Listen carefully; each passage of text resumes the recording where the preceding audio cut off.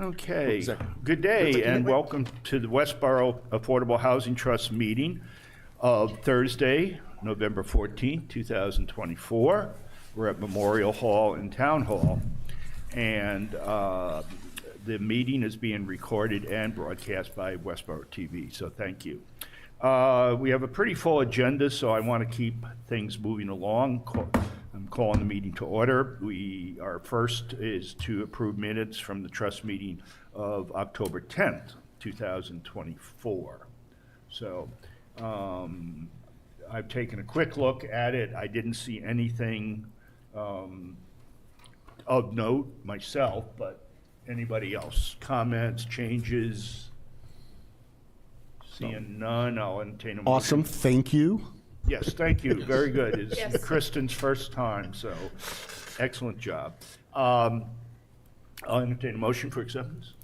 I move we approve the minutes from the Trust's meeting of October 10th, 2024 as presented. Okay, all those in favor? Do we have a second? I'm going to abstain. I wasn't there. All right, so we have 6 with 1 abstention. Who seconded? Oh, I didn't. I'll second it. I'm sorry. So we have 6 with 1 abstention. Okay, moving along.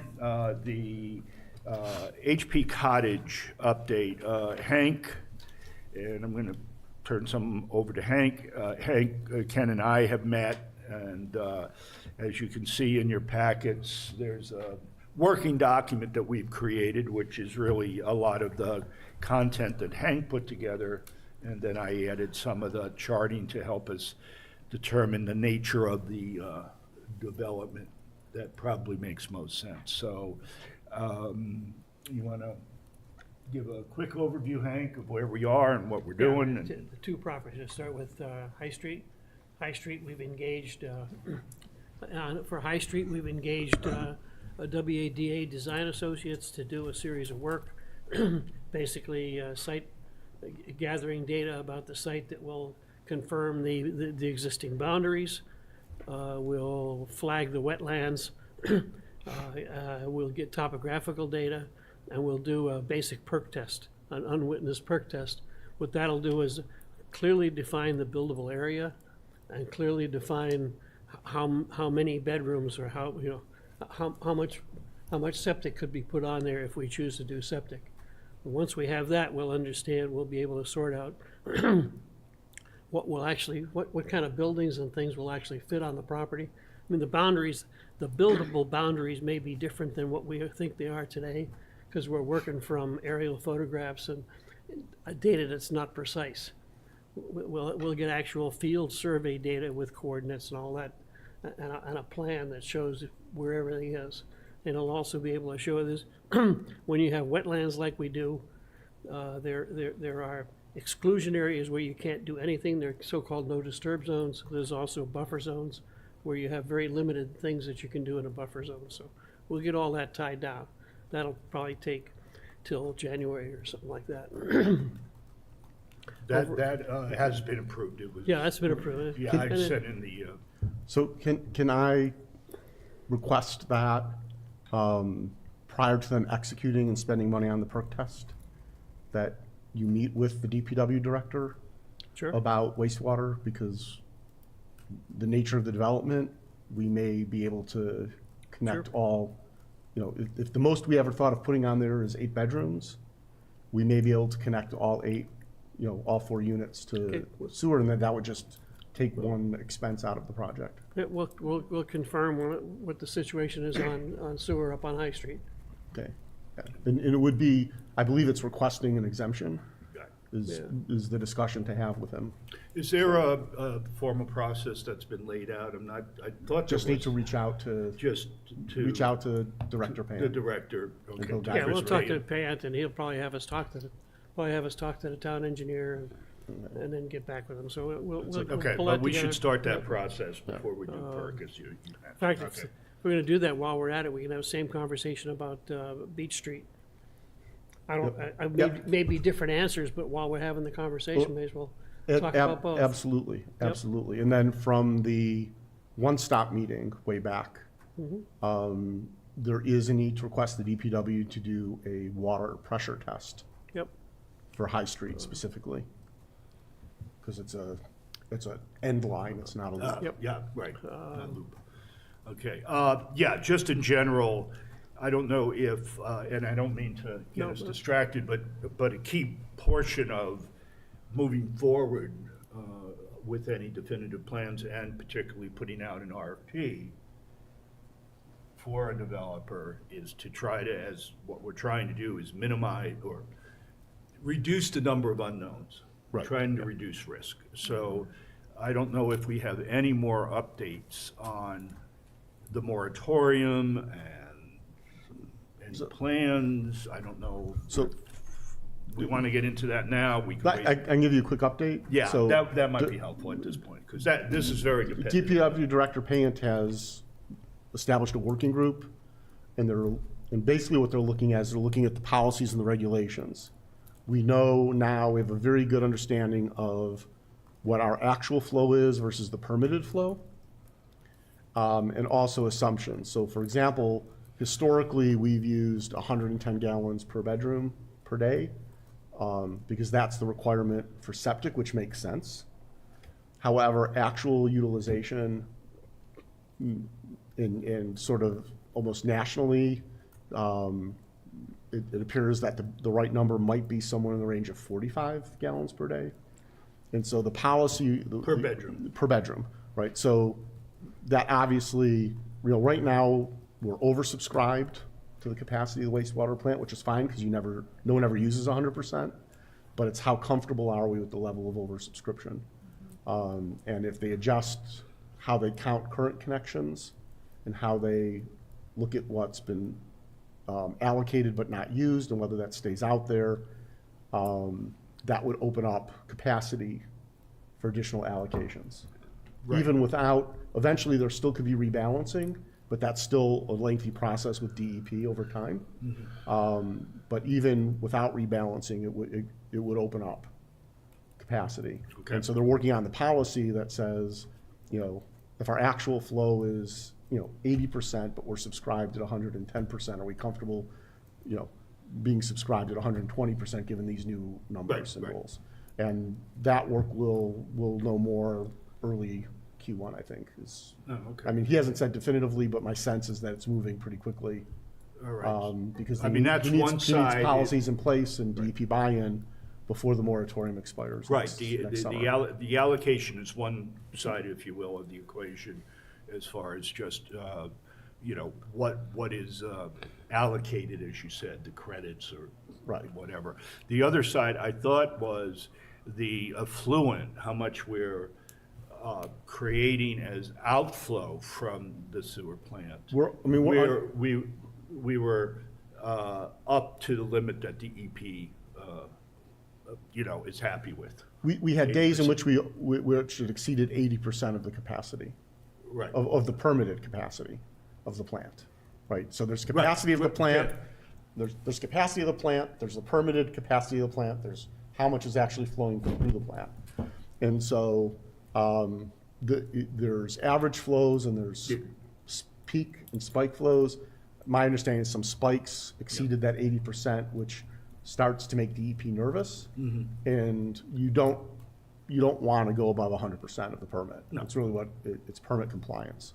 So they're looking at total effluent and flow, but it's really, okay, so what percentage of what's allocated and permitted, for the town standpoint is going to result in actual flow that would approach the permitted limit of the actual flow of the plant. And that's all the calculations they're doing now. But And that's where the wouldn't, room will come.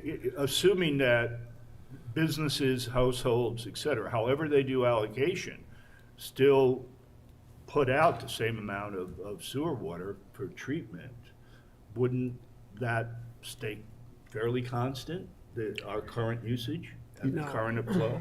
I mean, an example, they're gonna be, there's a proposal of this planning board to build a small restaurant over on Park Street and Route 9.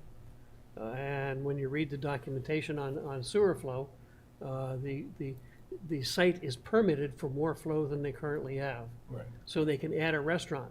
When they do, the flow will increase.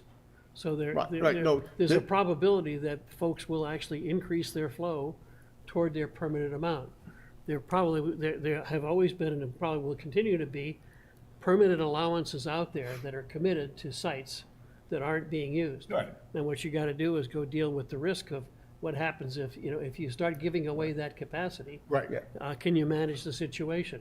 That's where you get all the regulators involved and the engineers and Yeah, many other people. Right, and we can wrap this up. Yeah. The issue is also when do you alter the prior allocations? Yep. Should there be a time limit that says, we provide this allocation, but if you don't You don't use it. if you don't Use it or use lose it, it. if you don't, Yep. we permit this project, if you don't use it within X years, you lose that allocation, so it's available to someone else who is actually building something. All of that's coming into play. At this point, there's additional capacity to flow through the plant, there's additional actual capacity under the permit. The risk right now is that the way the allocations had been done historically, and again, a lot of this was done at a time when this wasn't an issue, so there wasn't great record keeping. All that's been cleared up. It's how does the town permanent allocate capacity, and what margin of oversubscription is acceptable, and what do we expect the resulting flows to be to stay within the permit? They are also talking with DEP about the permit and how to add capacity to the permit, and there's some short-term, there's some long-term things that could be done there, even without getting When to you the say capacity is how much we can pump out of the plant. Right. That, correct? point. Right now, the plant, Well, let me finish. Okay. Because this is where I see we can allocate however we want. we're really. But off in the topic. end, we're gonna have a certain fluid going out of the plant. And DEP, I believe, unless I'm wrong, is the one who gets concerned when you go over 80% of your allocation, of your we- permitted We also, outflow. Am I missing something? The Right, plant so- operators also get concerned. Sewer plants require Okay, a very stable. We've gone down a big rabbit hole management, here. right? So, I know, okay, but I still There's- didn't get the- my the- answer. The permit limits the outflow from the plant. Right, the which permit from DEP. Right, which is driven by the EPA rules as well. Right. Limits the outflow from the wastewater treatment plant. Our wastewater treatment goes into the Assabet River, Correct. right? DEP gets concerned when they start seeing traffic above 80% because they're worried they're gonna exceed the permit. It's not a problem until you actually exceed the permit. And so the work is making sure that whatever happens going forward in the town, we don't, on one hand, there's work to say, we can't exceed the permit. There are potential near-term options, and there are long-term options that are being studied that would allow the DEP to increase the outflow from the plant without impacting the health of the Assabet River and the watershed. Okay. And Because I all see of that that's- as the all of gating that's in play. factor in the end. Right. Okay, anyhow, why don't we? Stay I'm sorry, tuned, we watch got a the little select bit board meetings, off topic, but it's a key issue with. it's a crappy topic. I know, well, Literally. it's really an impediment, as we talk about here, but Hank, why don't you, I'm sorry. to interrupt. the other reason we need a lot of this data is we need to be able to create a financial model of what it's gonna cost to develop the property. At least a first, a high level, and part of that is that the site preparation costs on this property will be unusual because of the nature of big hole in the middle, The having high to, street. having to replicate wetlands, a number of other things. So we need to understand what the real buildable area is. We need to understand whether we can support septic, and we're gonna have to be able to create a financial model so that we understand going out what to ask for in terms of development. Beach Street, the key issue on Beach Street is that we know we need a second means of egress for emergency access from the site. It appears the only way to get that is to go across the parking lot for the Westborough Country Village, which would dump you out onto Beachmont Street. Right. Where we finally were able to get the attention of the owner's agent to start a conversation about how would we work with them to agree on getting that access. It's taken a while to get their attention. The next step is to set up a meeting with their attorney.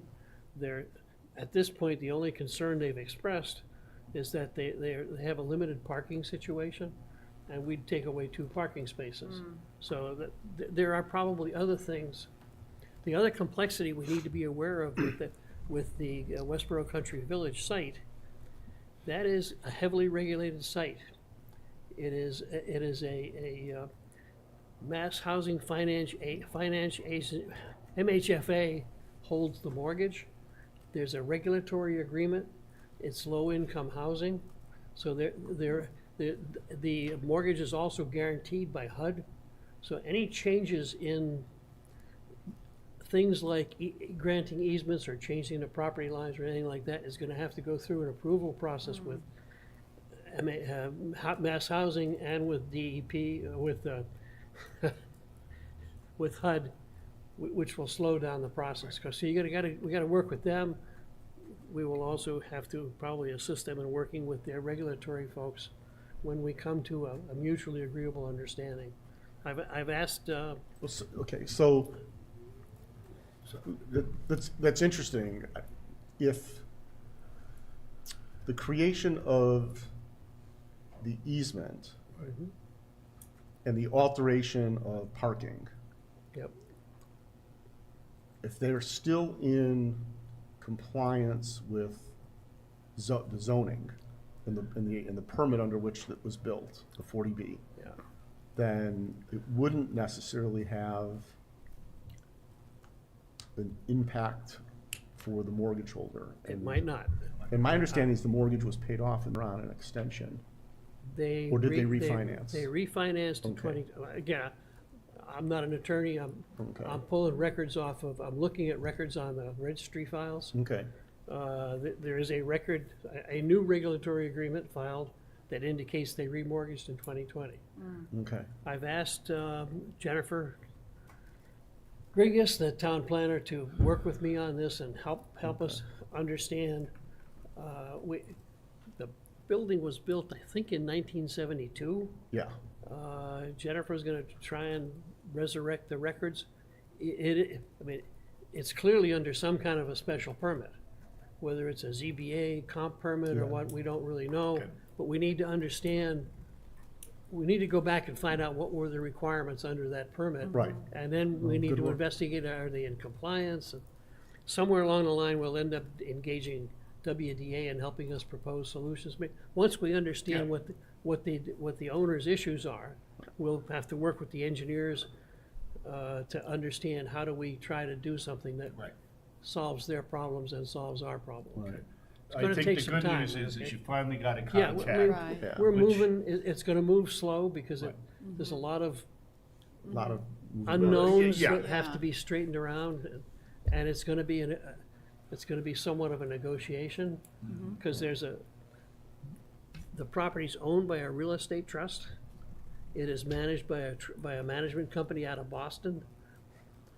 I don't believe they're the same, I don't believe they're common ownership, I don't know, but it appears as though the owners are kind of sort of distant investor types, and they're not really involved with the property the management company is. And of course, they're in a heavily regulated environment. So the sooner we get going, the process, and I know Hank, you just love doing this stuff. And thank you. I know it's Well, and this one, tedious and yeah, this one sounds challenging, right? Because the easiest thing for them to do is just say, it's not worth it, we don't want to mess with it, and then we have to try to overcome whatever the hurdles are. So Yep. you're right, it's not an easy process, certainly. Generally, in a negotiations only work if both parties have a problem that they want to solve together. And right now, they're fine, and we're, And you have to be able, we as one party have to offer them a value proposition that's it. that matches up with with the value proposition they're giving us. We haven't, I think we understand our value proposition. At this point, I don't understand their value proposition. Right, could just be money. yeah, It could be, I don't know. I would be surprised, because again, I All believe right, it's well- fairly difficult for them to, it's difficult for the investors to pull money out of the property other than in accordance with the regulatory agreements. Right. Right, and just if they used, but if they use low-income housing tax credits, for example, those are a saleable asset. And so it's not uncommon for Yep. investors in affordable housing projects to invest, to take the credit and then market those credits to companies who have nothing to do with affordable housing. They're just looking for a way to lower their tax Right. liability. Absolutely. And they will buy those, so it's a whole All right, secondary. why don't we Who move knew? moving along, just to keep on track here. So we have some action plans, which Hank has been particularly cranking along with, you know, both the, you know, getting survey of properties, trying to figure out sewer moratoriums, or, you know, what we can do to try to see what forgiveness or, you know, if we can get some of these, particularly High Street, under, you know, some type of exemption. We do need to do some financial analysis once we get some of that information, and then and, you know, the last item, it's on page 4 there, is resolution emergency vehicles. What I'd like to do, if you feel we've covered enough on that, is what we did is another aspect of this development is, well, what should we be building? And I got a dump of the all residential units in Westborough from our assessor, chief assessor, and put together a few charts that you'll see on page 1 and 2 of the report. As we probably are aware, but the charts show, the first one, that, you know, we're primarily apartment. We only have 67 ownership units in town. The rest are all affordable, you know, apartments. You know, and we're up in, you know, I think it's 483, 493 total. Or 483, there it is on the next page. And it just shows you that percentage. What I found interesting is I dug in, because in that dump of all the units, it has the year they were built. Okay? That includes not just affordable, it's just all housing, all residential housing. And just want to point out that as you look at that chart at the bottom of page 2, the blue is the, you know, traditional one-family residential, you know, as you get outside of downtown, this is what being built on, you know, a lot of the farmlands during the latter part of the 20th century. And as you can see, you know, it was very, well, the majority, except for between 61 and 70, and that was when Arrive was built. So that's why there's a big jump in the apartments on that one group. But otherwise, it was primarily single-family homes that were being built.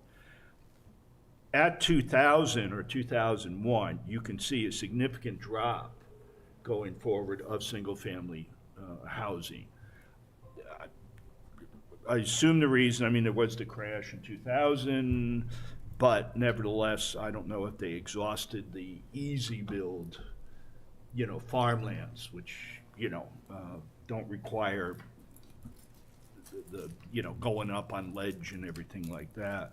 But what you do see is, we see that switch where the condos, and some of those are the Pulte, which unfortunately there's no affordable there, and still apartments, you know,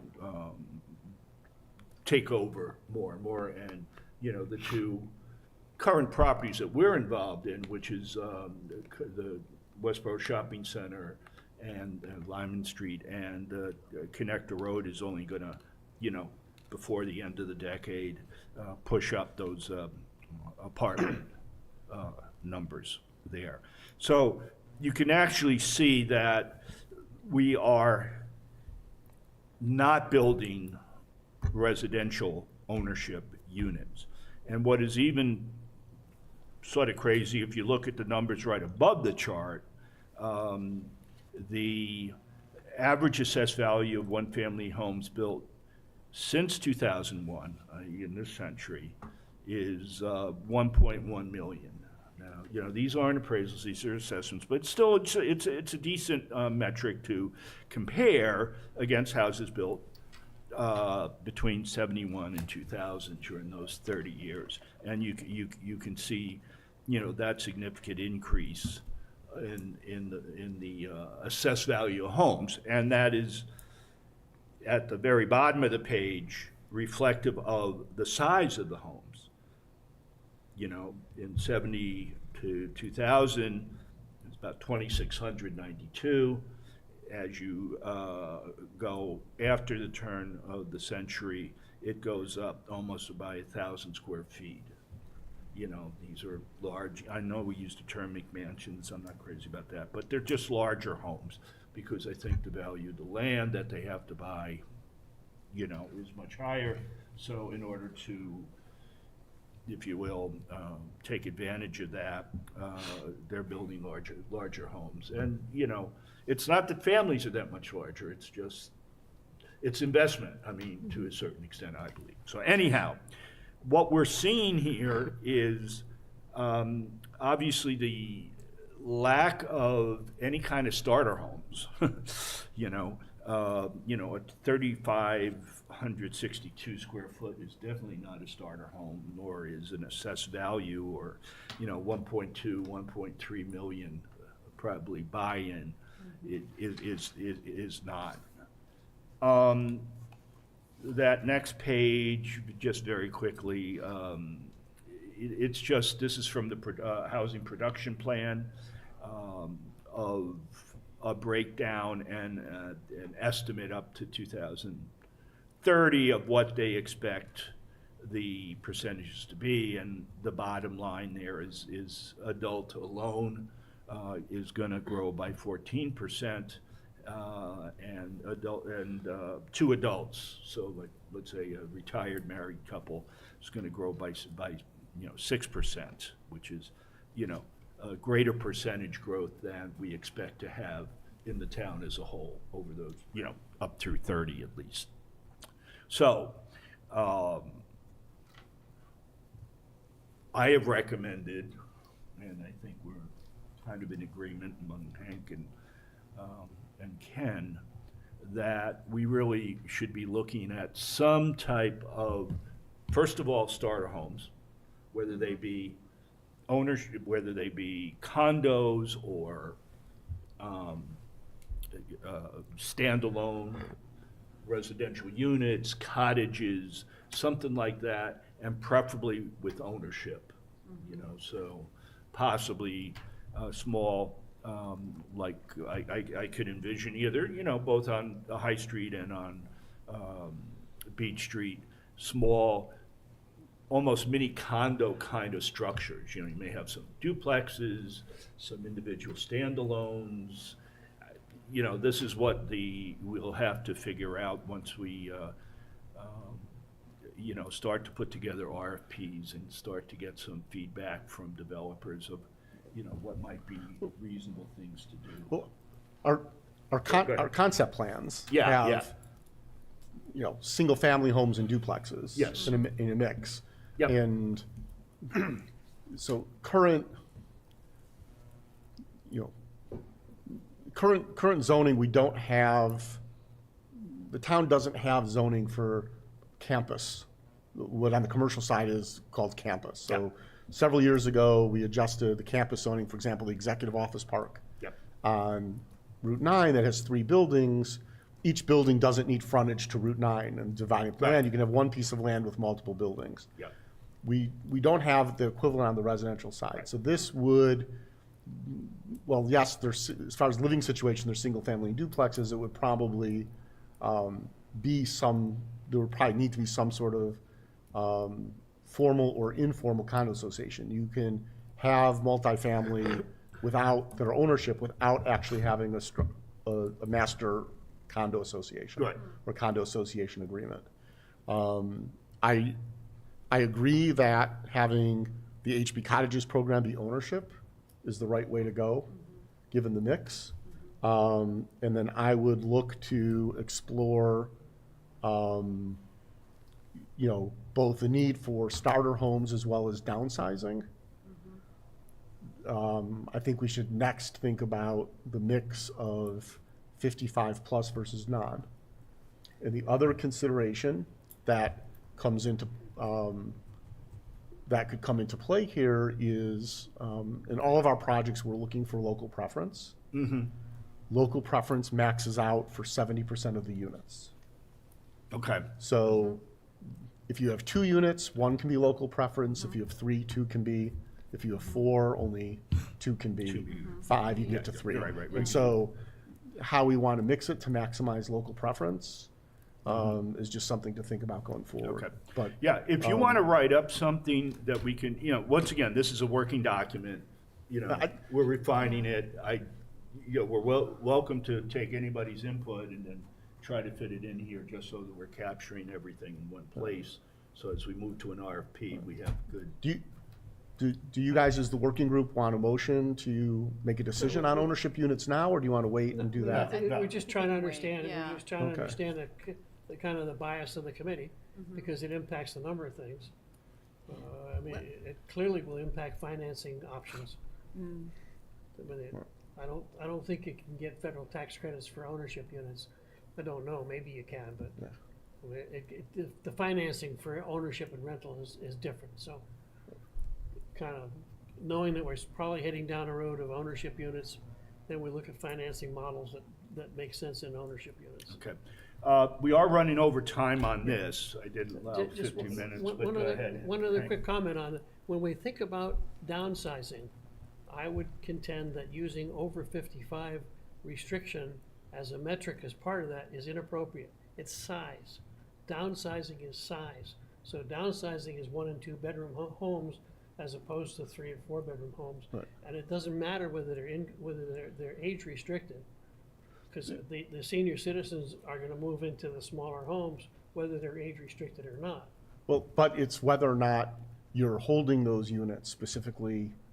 The age restriction says we're targeting certain units and we're holding them okay. Yeah, but specifically. again, So again, under the I think it's a current- conversation for under the later current It's a meeting. guidelines, they say conversation for 62, later. not 55, so.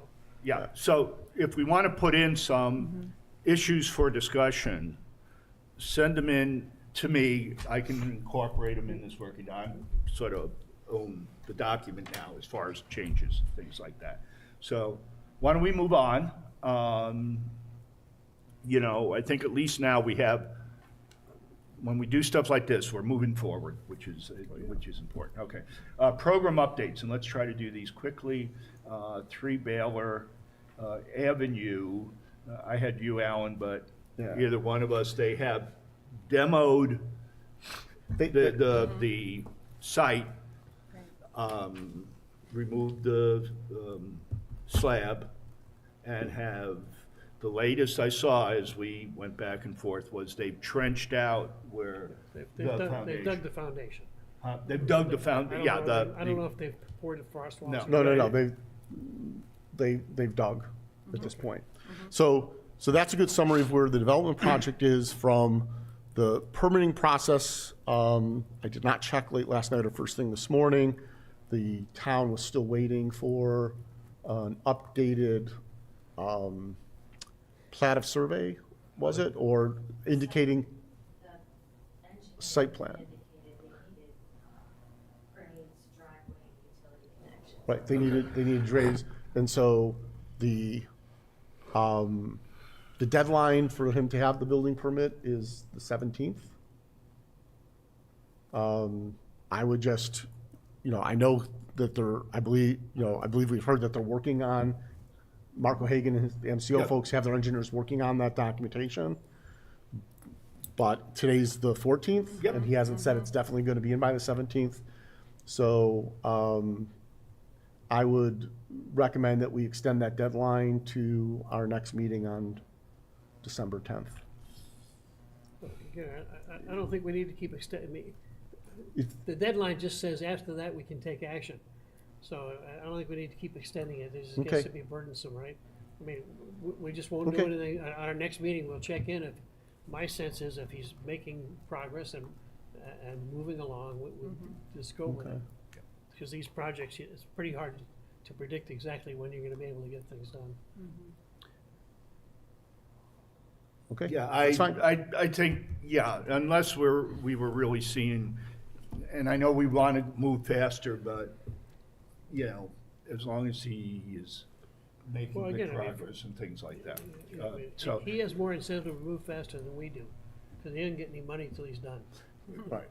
right, but then, yeah, you know, because he's already spent some. Oh, yeah, and he's paying interest on the loan, I mean, he's got a construction. He loan. probably has a And construction loan in oh, yeah, pocket I mean, now. and he's paying I don't interest know on if the he's getting it in construction mortgage. tranches or what. Believe me, Any- developers are very motivated to get the job done. Okay.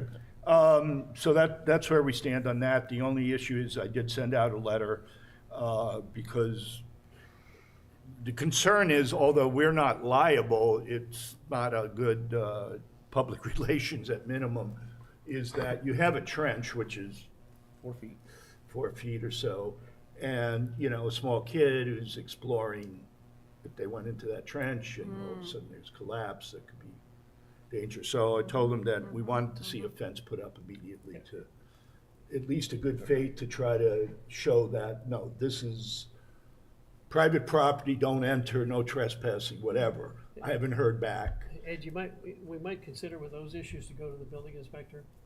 I mean, If he's not, No, I mean, just, hey, building inspector, we're concerned.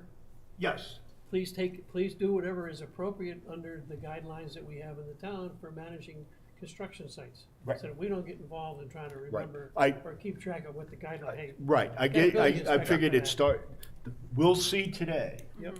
because this was sent, I think, Monday. Yeah, we'll see. I'm not sure anything's been done, but we'll Yeah, see. so, but we'll see today, and if not, then I can call up Fred. Just say, Fred, make sure. the guys And take a Fred, look. here's an issue, Make we sure just he's- wanna, make sure he's if you can compliant, bring that's some all it gravitas to this, okay. Moving on. I'll mention it, Fred's on vacation for a couple weeks, Yeah, but that's it. Bill has listed Yeah, it. right. Oh, you Bill, yeah, okay. We Yeah, use, after- we are use you Fred's coming name on? in vain. Unless you hear from us. Unless, well, she'll Okay. be, she's on the tour as well. Oh, so- you're on the tour? Yes. Are you the driver? No, I am. Alan offered that. Oh, hey, I may not want to go then. Okay, wrap. I'm only kidding. All right, wrap. We've signed everything, we paid our initial, Kate has an update. yeah. Yeah, so we anyhow. had a kickoff meeting with their staff, Steve and Julia O'Neill Welch from Youth and Family Services. We have changed up the kind of the scope of the program guidelines a bit. And so they told us that they were hoping to have all of this wrapped up by mid-November. It is November 14th. So they did get the application done and have tested that, so that is complete.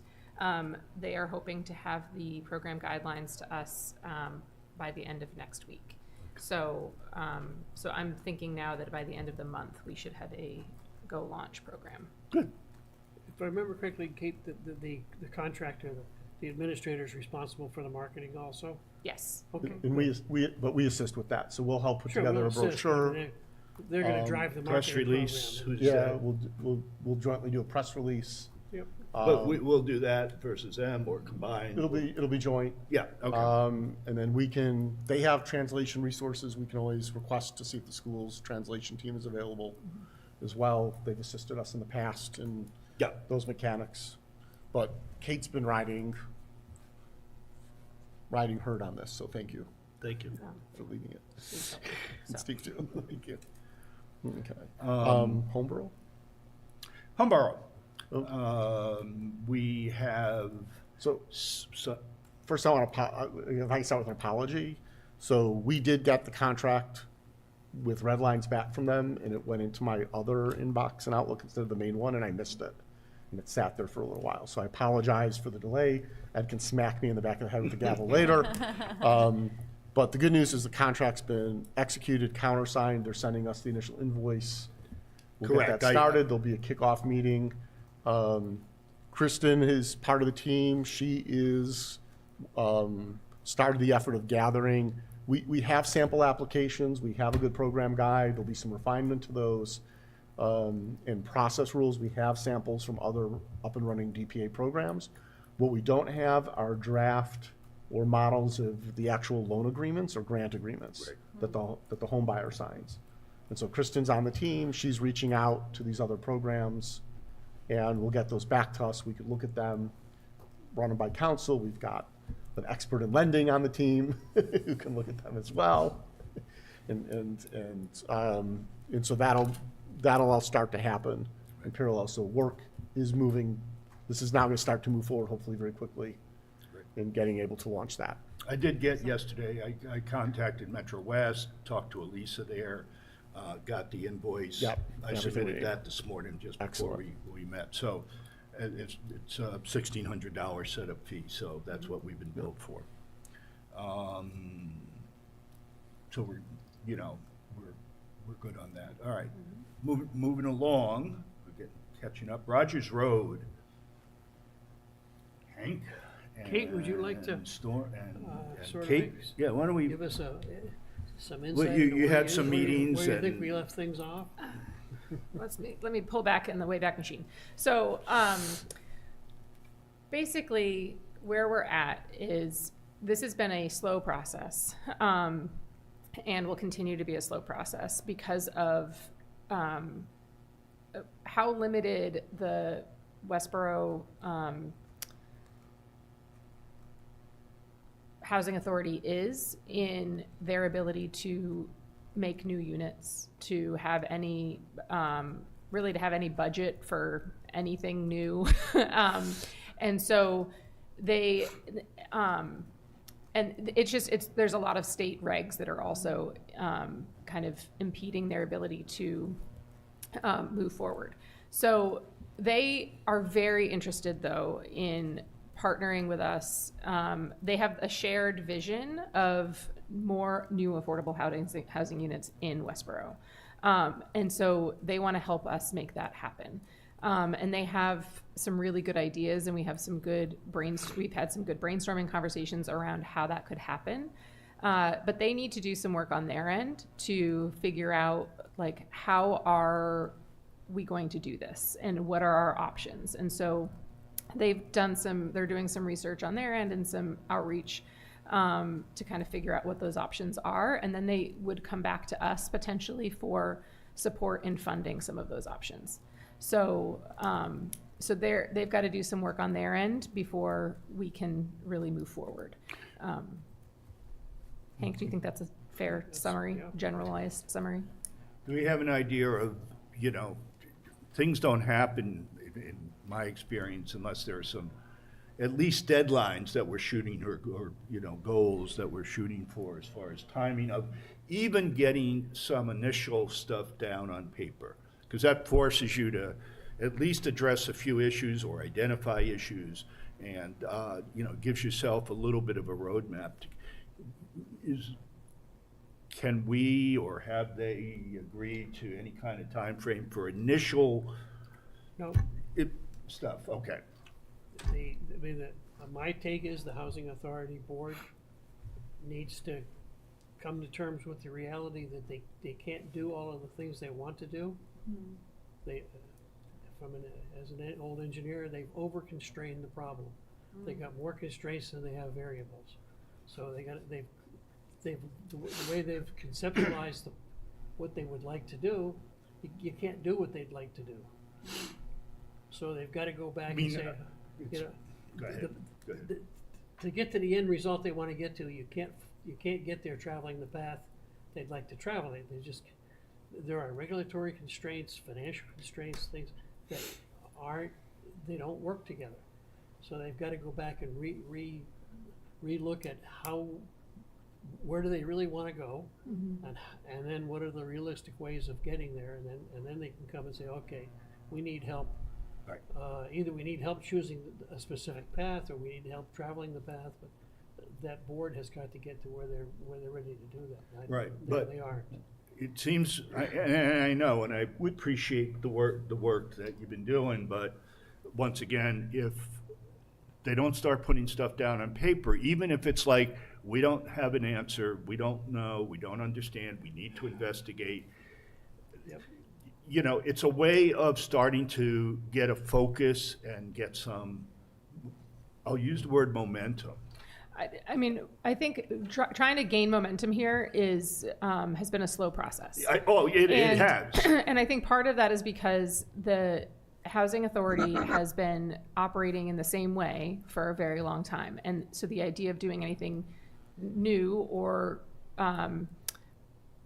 revision of current property is just, it's a new thing for them. And so change is hard and change is slow. And so I'm trying to give them a lot of the benefit of the doubt here that this is like totally new to them.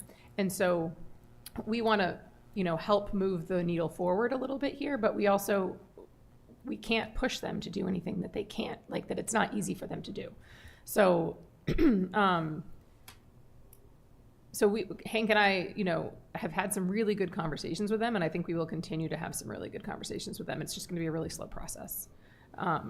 So I think that, the property on Rogers Road, we just have to kind of say that like, that might be something that we have access to in the future.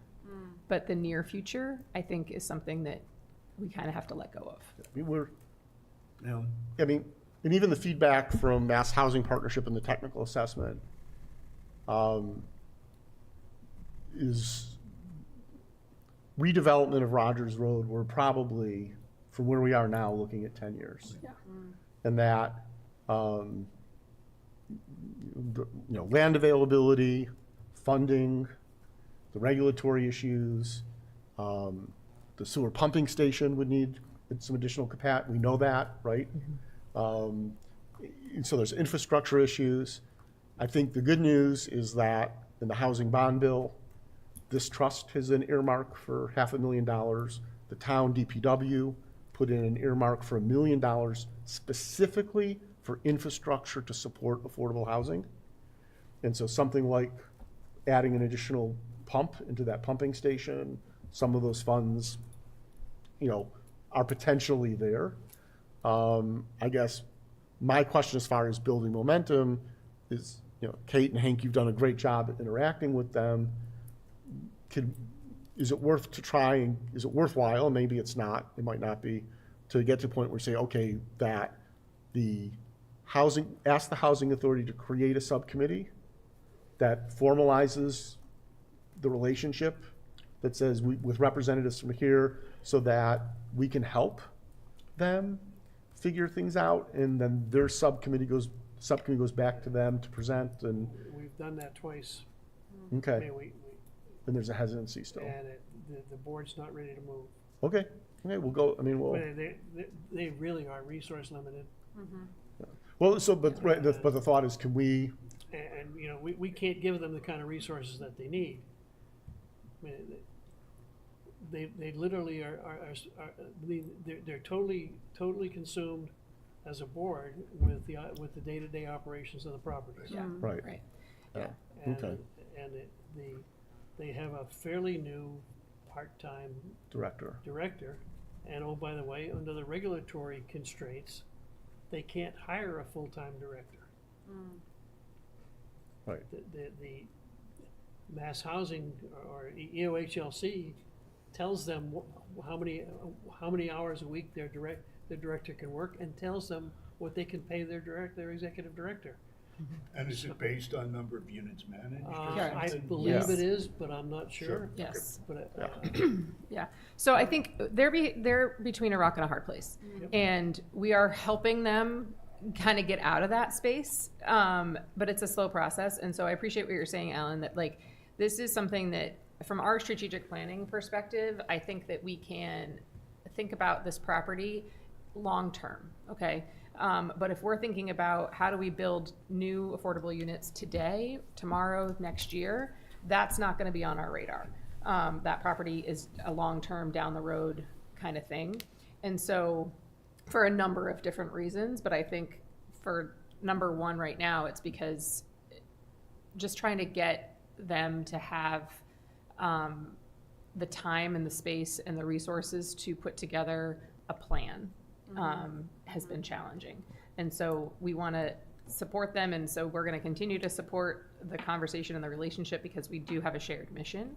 And yeah, so. one thing I'd throw out is, if they're very resource constrained, whether we could provide, I'll use the word grant of some kind or subsidy to them that they would be able to bring on somebody like a consultant or, to, Investigate possibilities if nothing yeah, else, and right? put- And What's start- realistic? We've, I'm throwing that out. I Yeah. understand, but we've worked with 3 different consultants. I mean, Mass Housing, EOHLC gave them a grant that hired Bowler Engineering to do basically a technical assessment of what's feasible on the property. Oh, We have contacted and worked with Cambridge Housing Authority, who's a leading consultant in this area. That we talked with them. They came up with proposals. They came back to us and said, given what they know about the situation, they're not prepared to engage because, it isn't a project that they believe they can successfully pursue. And we've also had informal conversations with I can't remember the gentleman's name, who's a staff person at EOHLC that is real familiar with the housing authorities. And after a couple of conversations with him, a couple of con calls, he came back and he said, hey, you folks have got to, here's the realities. That conversation was really like, Till you're ready to accept these realities and work to craft plans within these boundaries, we're not gonna be able to help you. okay. So I mean. Yeah, okay, I Bring threw it that up out. another You've consultant. obviously covered it Yeah, already. we've done a lot of things and Okay. again, over constrained. All right, why don't we move on, just to keep on time here. The shopping center and Colangelo and the. So the Colangelo's provided feedback Right, to the subsidy agreement. Our council's reviewed it, made some additional changes. You looked at it, I've looked at it I'll- and I'll their make sure- council looked at it, Right, and so I think with the minor change you asked, I Yeah, think yeah. we're good to go. So we should move forward with that. That was just the timing It's since just- we've been. It's just the timing, so it is moving forward. 25 Connector Road, we provided a draft subsidy agreement to them. They've reviewed it. They don't really have any specific questions about the agreement itself. That property, when we've met with the owners of that property who are doing the conversion, their business models to do the conversion and decide whether they're going to operate it as the apartment complex or sell it. Flip it, yeah. They've actually already been, now that it's permitted, they've been approached by a buyer. And so that potential buyer has a copy of the subsidy agreement as well, knowing that the current owners would need to sign it, and then it would transfer to them, so they're making sure they don't have any questions or concerns about it. They had a general concern because our subsidy agreement basically says that they need the regulatory agreements in place. These are the same regulatory agreements they need for if they were 20% AMI to honor, to meet the requirements of the special permit. But they're totally, this is their first development in Massachusetts, so they're gonna need a little bit of hand-holding. And so I've looped in Kristen, it's our Assistant Town Planner for Housing and Transportation, as well as Jenny Gingras is aware that we might need to do a little hand-holding there. We'll figure out the best way to do that and move that forward. But I expect they want to get the subsidy agreement signed and executed as quickly as possible, because they can't sell or proceed with the sale of property until it's in place. And so that's moving forward rapidly as well. So the subsidy agreement is transferable, intact? Yeah, the subsidy. It runs with the land or something like that? The subsidy, because it's an affordable housing restriction, runs with the deed, with the property, Right. runs with the land in perpetuity, Right, and they can't modify it without us agreeing to Right. it. Right, so, okay, so, Yeah, all right. yeah. once they cash the check, they're Full, locked in. full employment for the attorneys. That's right. Sorry. No, hey, our attorney's been very efficient with this one. It's nice. Well, No, the nice no, thing, no, I mean, the great part is now we have a template agreement for this type of project. And should any others come down the road, the time it took for 25 Connector was a tiny fraction of what it took to get to a draft agreement with the Colangelos Yeah. and 1830 Lyman. So, Colangelo special permit has been approved? yes. Okay. Right. We just want to make sure that the timing, I haven't heard anything of what they think their timing is, but we put in some Yeah, hard but we- dates when, you Right, but know. we don't pay them till they're done. Right, but So- we also want to put a, you know, But you sort can of do an what? expiration Right, on our- Right. The, on the, our, the Our citizens, money, right, right. the money piece of our subsidy agreement expires, yeah. the way it's drafted, Right. 3 years after the permit's issued. Okay. So they have 3 years to build and have the units occupiable. Yep. The affordability requirement does not expire. Right.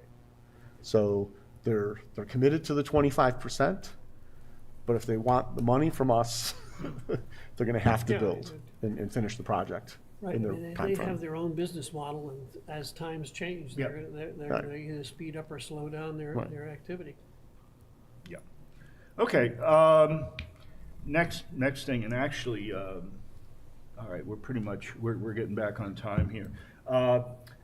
The town realized that, I don't know if Didn't realize. realized, but they determined that there's still some unspent ARPA money, $500,000 Approximately, yes. approximately, that is available under certain constrictions. And Alan yeah, it's in your packet. And talks about that, so I'll turn it over. So very simply, the way the ARPA money works is you define a project, you allocate the funds, you go out to contract. If a project changes or the bids come back or the cost of the project comes back less than that estimate, that money gets deallocated from that project and goes back into the general pool of availability. Based on that fact, the town has somewhere plus or minus $500,000. The challenges, of course, is not only through the process the town's established with the finance team, the AFC, and the select board have to allocate the money, but a contract to spend the money has to be signed by December 31st. So there was a last week, end of last week, there was a call, who can use this money? You still have to follow the general guidelines and the purpose of the ARPA funds. I thought we would probably want to ask for some. And so what you have is a proposal that would say any funds that the town doesn't believe isn't going to be allocated or doesn't believe can be contracted. So it's hard to do a new project because if the timing of the decision is, our request is due by noon today. The finance team meets on this tomorrow. The AFC meets Monday. The select board meets Tuesday. So anyone who's given money for this last round will hear Tuesday night very late or first thing Wednesday morning. You then have, less than 45 days to get a contract. And if it's something that requires bids or RFPs, timing is really tight for that. So because of that, I thought it was a good opportunity for us to stick our hands and say, hey, if there's any money that can't be allocated or we don't believe can be contracted by December 31st, that the trust would like to use those funds, we would use it as an alternate funding source for one or both of the subsidy agreements for 1830 and 25 Lyman. Which are each $750K commitment. Lyman is 750 at 630. Or 630 for 25 Connector Road. Yeah, Connector. And that would free up the funds we've already allocated for other projects down the road. It's certainly within the mission of the use of the ARPA funds. The cost of housing is an impact from COVID as well, and the priorities that were set up. And the stipulation is that we couldn't sign we'd have to sign one of the or both of the subsidy agreements by December 31st, which we expect we'll be doing. We cannot sign if we're going to use money for one of those agreements, we cannot sign the agreement before the vote happens like Tuesday night to dedicate the money, right? And then are there additional clauses that need to be added to those agreements to account for the ARPA restrictions? Or do you think, do we have a sense that if The they're fine ARPA as restriction is? is how the town allocates the money. Once the town decides that we're within the guidelines, Then it's free and clear. then we're given the money, we will need to report back to say, we signed this agreement for X. Here's how much was the ARPA funds that was used, and be able to then report back compliance. Yeah. But that's pretty straightforward, since the, performance of the performance of the contract Sure. is easily determined. And I was just looking up here, I know ARPA availability for affordable housing was greatly expanded earlier this year. So at least on paper, it looks like it might qualify, but do we have has someone looked at our application specifically and said, yes, we checked the boxes, or is that Well, to come? Christie has a draft. I haven't heard back that we don't check the boxes. I mean, we literally, when you look at the boxes we need to check, we do what. It sure you know, looks we've like we fit, documented how we do yes. it. What we're doing is in the it's in the strategic plan, it's in the master plan, it's in the housing production plan, it's in the senior needs assessment. It's, we're checking those types of things. It deals with inclusion, because we're making the town more available to a broader range of population. And so we think we've mapped it out pretty well. So there's 2 motions that we would have to do. One I to. have one question. Yes. Okay. Even though we have to contract by December 31st, meaning, have an agreement with somebody, we don't need to spend the money by No. then? Okay. This is purely, they'll encumber the money in a way, if that's the right term. Right. And, if ours is accepted at whatever amount they decide, and then we have it sort of in the bank, and then we can spend it as these other projects come to fruition. Yes. Good, okay. So go ahead with your motion, or, Okay. So the actions that we would need to take is, one, to vote to submit the form and make the request. The second is just for timing's sake, to be safe, and we may revote this in December, but we would move to allocate these funds to the purpose, even though we don't know the exact amount. And that in doing so, we would reduce the prior allocations we voted for those agreements by the exact amount of the ARPA funds received and allocated. Right. So that we're taking the action that says we're not double dipping. And that we've adjusted that should we be granted the funds, the adjustment to our project funding is going to happen. And then we still may need to come back in December and do a specific motion with exact dollars and cents. Yeah. So are we ready to move? And so, You want to make a motion? sure, I would move to submit the ARPA funds proposal form as presented and modified. Second. Any discussion? Any other questions? I have just a point here. I support this. I also will say that the RAP program, I think, is going to be severely underfunded. And so we don't know that yet because we haven't administered it yet. But I do want to just kind of put it out there that I appreciate the chance to grab this money if we can for something that has to do with affordable housing, and that it will free up potentially other funds that we can potentially use. So that's where I just want us to consider as a trust that those other funds might be to subsidize further RAP funding down the road. Because I do think, especially after our conversation with Metro West Collaborative Development, they were like, this isn't a lot of funding because we're only putting $120,000 towards direct assistance to families. And so we think that's gonna go pretty fast. So because of the nature of the timing of all of this, I think this is a good plan, and I fully support this. I also think that we should remember that we did get this. If we get this, that there is extra potentially to fill the coffers back up for RAP down the road. Agreed. And in fact, I looked at whether or not we could have made the request specifically for RAP. And because we've already signed the administrative contract, the answer was no. And so you can't use ARPA funds for a contract that's already been signed. Right. So, but I'm glad we signed the contract and we're moving forward. We can wait for this.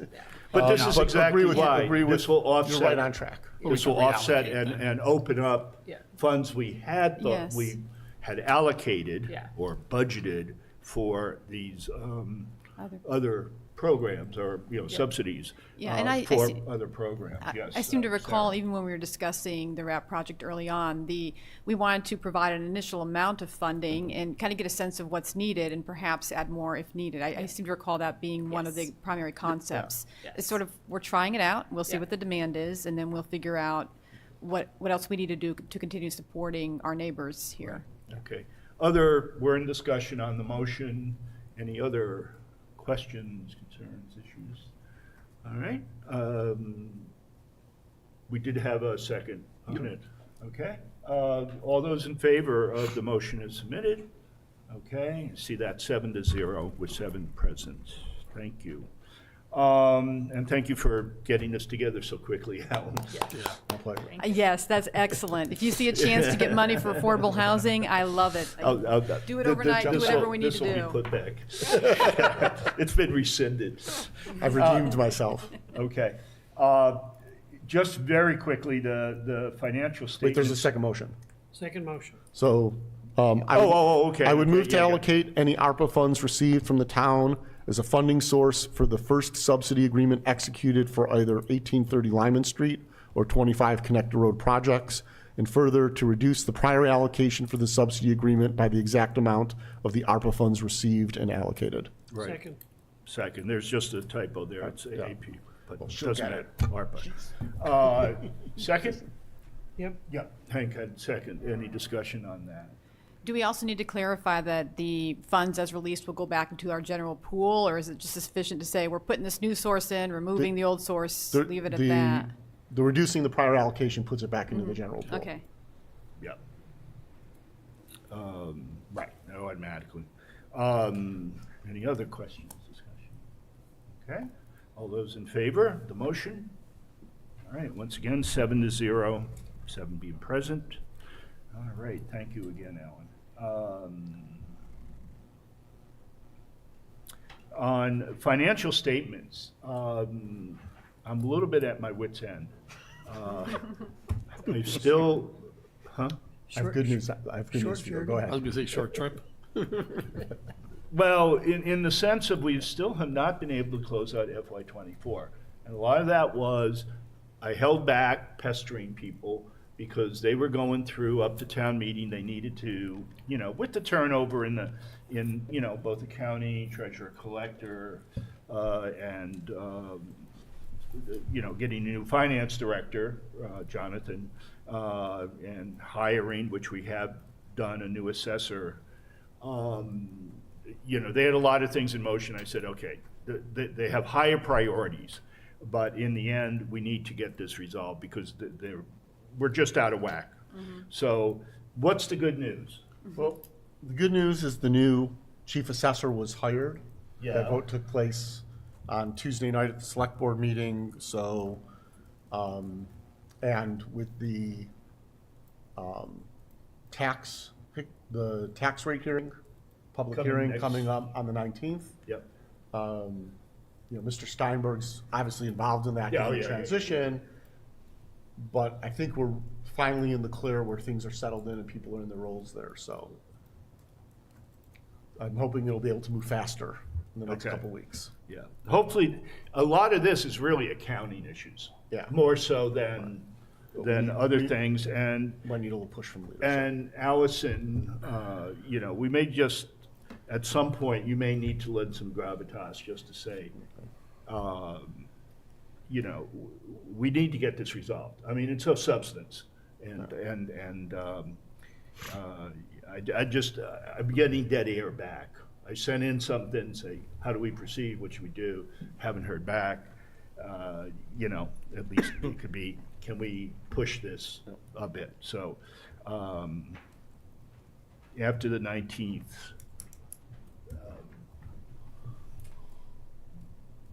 I'm really at the point where Okay.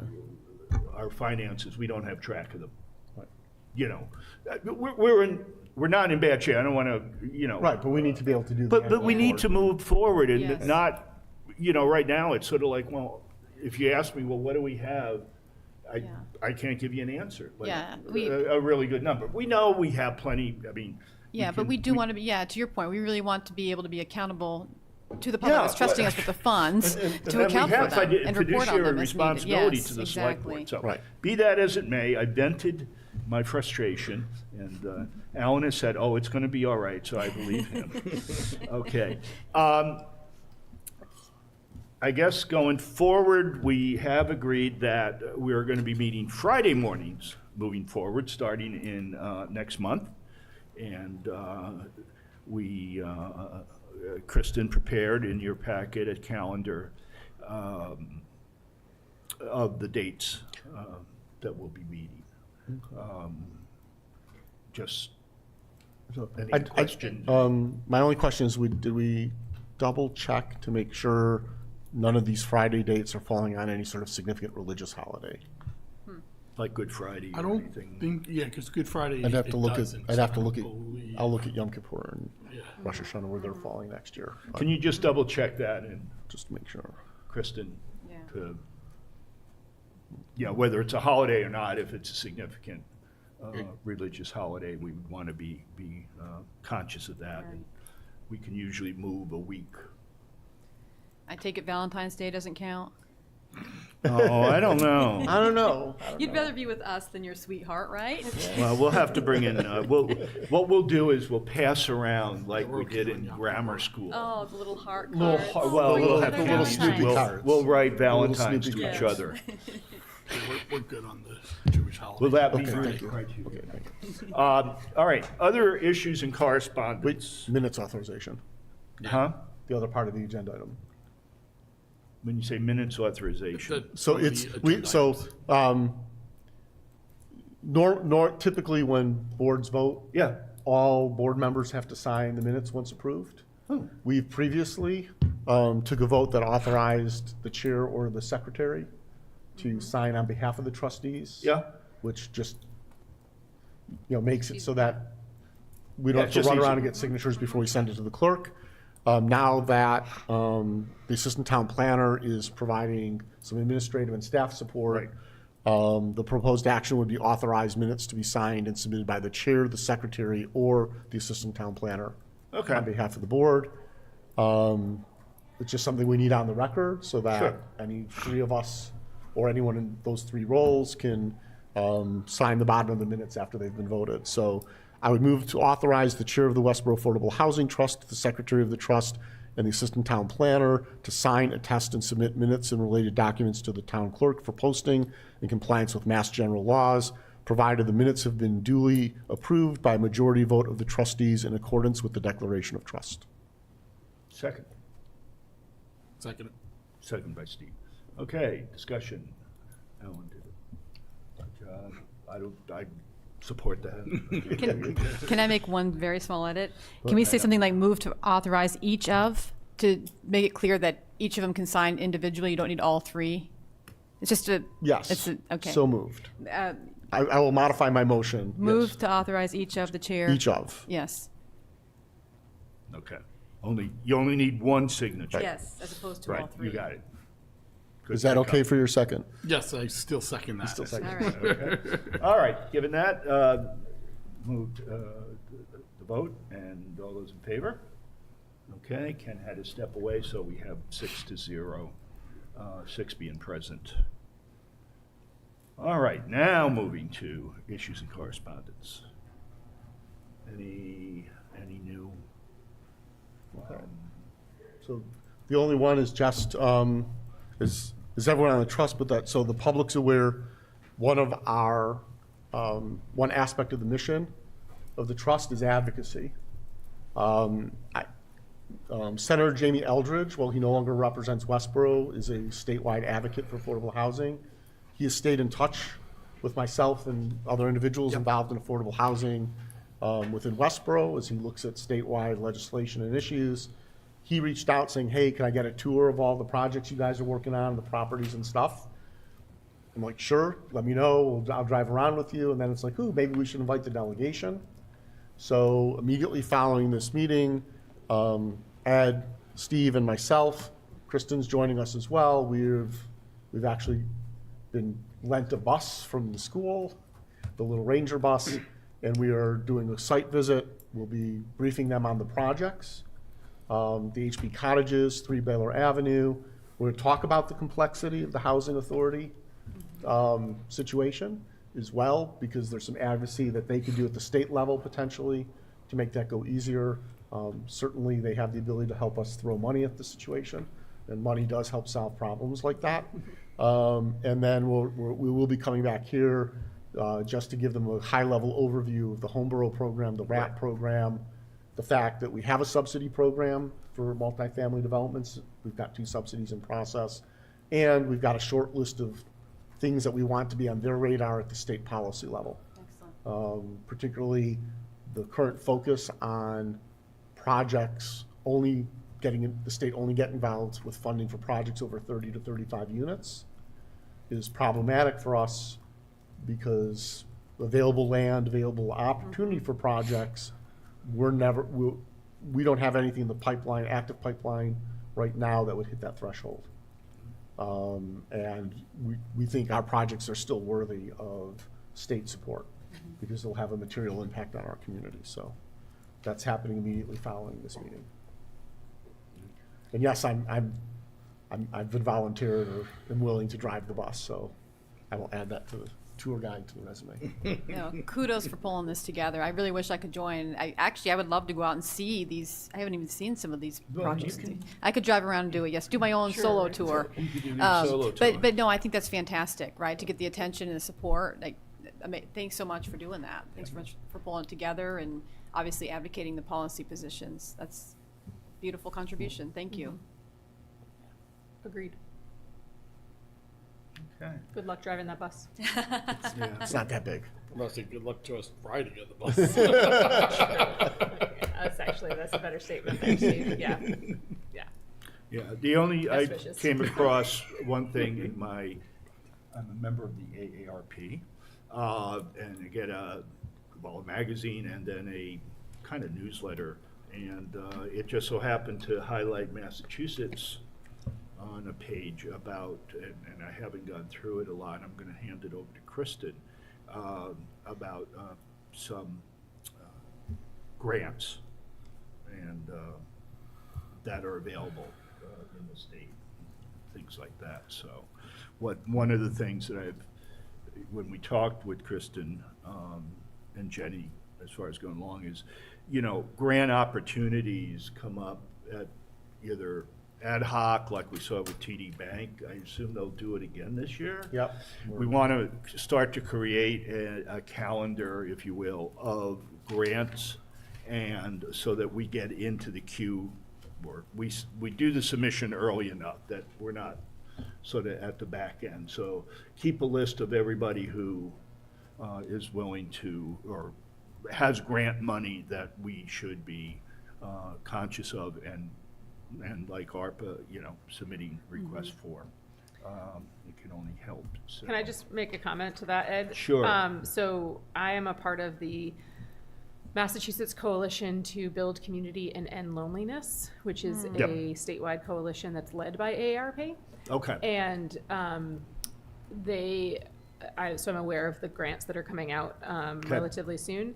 And I just wanted to kind of talk about, we didn't have time to kind of talk about the HB cottages in too much length today, but thinking about the fact that I really appreciated all the data that you brought to the table today, and the fact that so many adults are going to be living alone, and how that's going to contribute to loneliness and social isolation. And so when we are thinking about creating campus-style housing developments where there's going to be potentially shared living space and or a way to congregate together, that promotes social connection.